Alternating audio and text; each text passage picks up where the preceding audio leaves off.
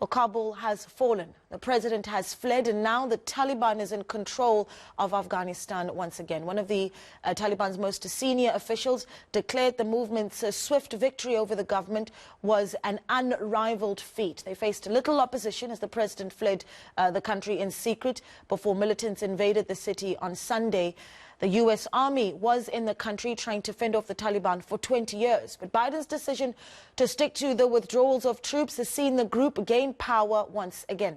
Journalist John Mattison says the seeds of destruction were planted back in the first 3 months of the war.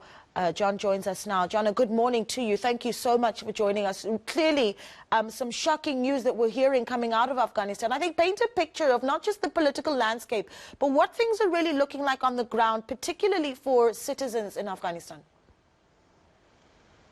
Well, morning, Naledi. It's a very, very sad day.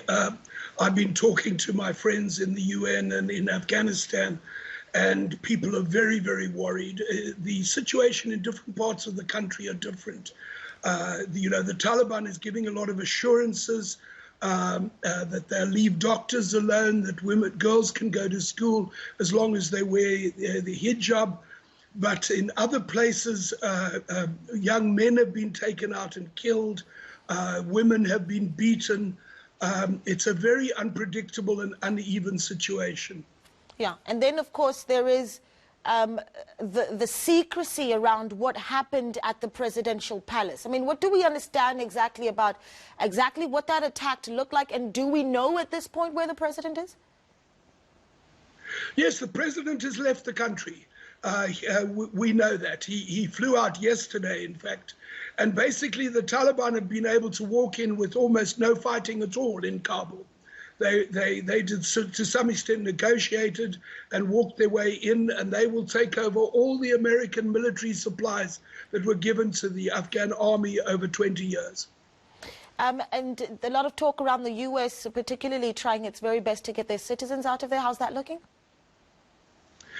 Well, yes. I mean, the helicopters have been going night and day for the last few days. They've evacuated the embassy. The embassy's closed down. They've pulled down the flag. They've located what remains of the embassy at the airport itself. They've flown in a few thousand troops to protect the Americans at the airport, and they're helicoptering them to the airport and flying them out of the country. So there's really just a skeleton force that they'll leave at the embassy in the airport. What exactly is the role of the international community right now? I mean, surely there should be a lot of noise that's being made, but the difference is going to be the kind of direction that noise takes, right? That does the international community then go ahead and support a Taliban-led Afghanistan?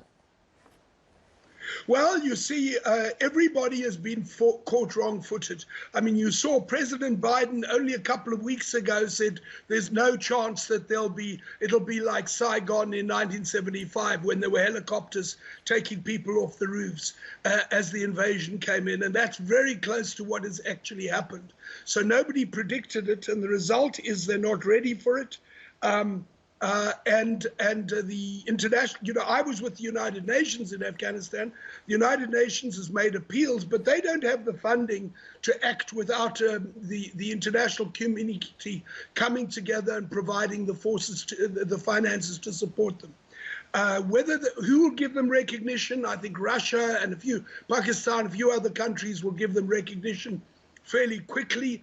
Then there'll be some negotiation to see if others will give them recognition as well. Yeah, and that's obviously at a higher level where we're talking about the recognition of leadership. But I want to go back down to the ground again and talk about where you've mentioned human rights violations and the role of Amnesty International, some of those sort of international bodies, how easy it is then to even provide aid to people on the ground. Well, Afghanistan is a very big country and a poor country. And it's sparse, so aid will be erratic. But one should just not underestimate what is being lost. The 20 years since the American invasion, I think the Americans mishandled a great many things, but there have been great advances in the society, both in schooling, in media. The media is freer than it's ever been. There are dozens of newspapers, radio stations, television, all of that is now under threat.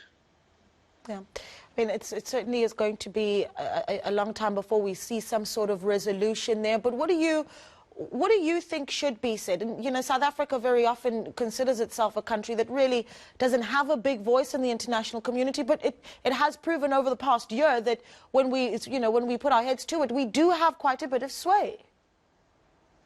Well, you know, I mean, it's very interesting. A number of South Africans, I wasn't the only South African in a senior position in the United Nations. There were a number of us who had some real influence over the period.